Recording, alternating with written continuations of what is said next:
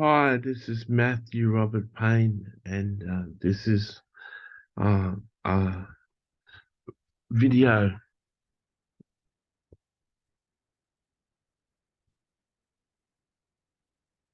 about a dream I had. I was coming down this road from a ship that was unloading cargo, and I'd been assisting with the ship unloading the cargo, and I came down this path that led to where the ship was docked. And I come across this dear brother who was an evangelist slash prophet, and he had a pretty good prophetic ministry, but he was a real servant, and his prophetic gift was still growing. He had a really strong gift of evangelism, and he could be seen prophetically evangelizing people and healing the sick. But he wasn't a major ministry. He didn't have a big platform.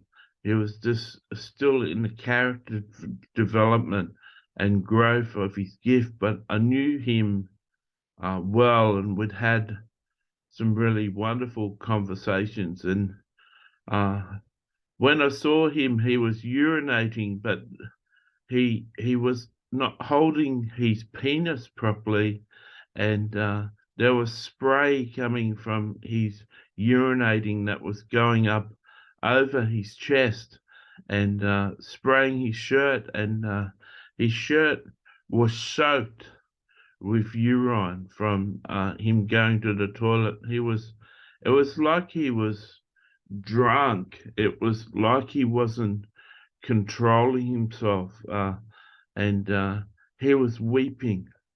And I asked him, "What's wrong? What's wrong, brother? You're spraying urine all over your shirt." And I was so concerned with his weeping. I was so concerned with what had allowed him to get into a condition where he could urinate in such a way that he was soaking his shirt, that he wasn't in control of himself, and what had made him so in little control of himself that he would allow that to happen to himself.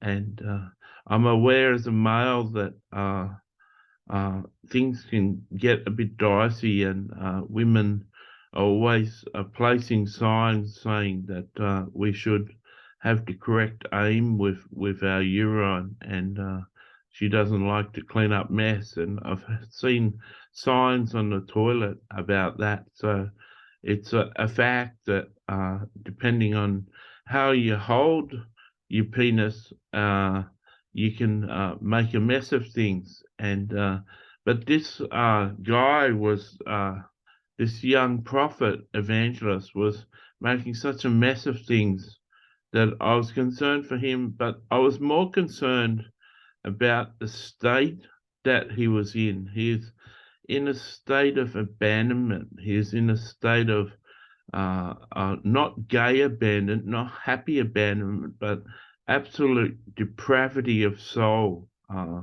The pain that was in him was so deep that he just didn't care about the mess that he was making, and I knew that he had sadness in him that he really could do with a hug, but I didn't relish the thought of having a hug with someone that was soaked with urine, because I know I'd be walking away with a urine soaked shirt, and people would be complaining all day and of my smell, and I'd have to actually make a point of going home and having a shower, putting on fresh clothes.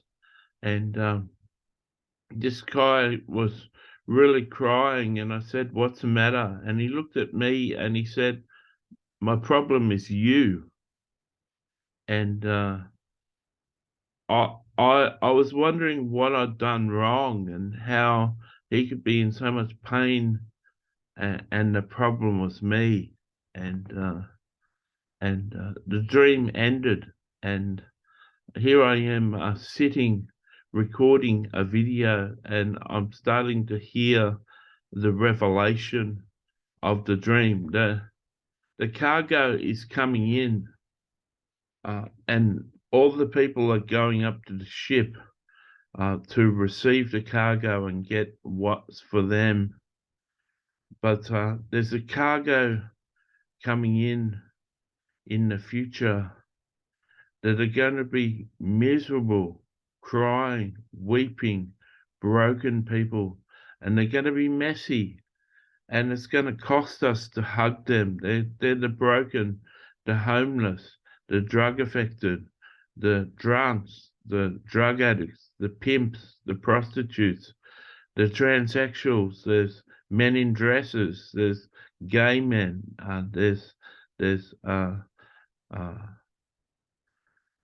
sex addicted. There's strippers. There's prostitutes. There's pimps. There's drug lords, gang leaders. The people that are coming in are messy, and it's going to be hard to hug them. It's going to come with a cost, and the brokenhearted are so broken that they need that messy hug. We've got to be able to hug a person with a urine-soaked shirt. We've got to get messy to bring this harvest that's coming. The harvest, we've got to get rid of our uprightness and our pride and our self-righteousness and this older brother syndrome that we've been with the Father all day long, and the older brother of the prodigal son, we've been with the Father all day long and laboring, and he's never killed a fatted lamb for us. He's never put on a party for us. And look at this brother of mine who left you, who took his inheritance. He spent all his money on whores and drinking. How can you receive him unto yourself? And the father said, my son was dead and now he's alive. Come and celebrate. But we're the older brother who don't want to get urine on our shirt, who are puffed up in self-righteousness. And we've got prophets and evangelists like this urine-soaked prophet evangelist who are at the coalface, who are out there sharing the gospel every day with the brokenhearted on the streets. They haven't got a big ministry. They haven't got a big platform. They haven't got a big name. But they have some really in-depth, beautiful conversations with people that have. And there's a brother representing all the evangelists and the fire starters and the army of Christ that are going to bring in this harvest. And one of the harvesters is pointing at me. He's pointing at us, and he's saying, you're the problem. And we are the problem. As a church, we've got to change. As a church, we've got to develop ourselves. As a church, we've got to bring about massive change in us to be ready for this harvest. We've got to change our attitude. We've got to stop being the bigger brother who points fingers.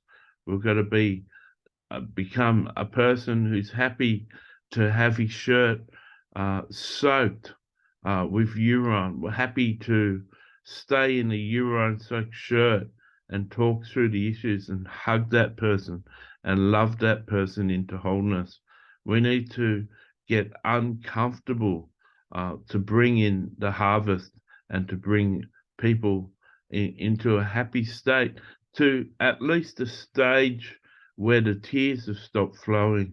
We've got to get our focus off ourselves, and we've got to repent, because God can't bring in his harvest, and the harvest needs to come in.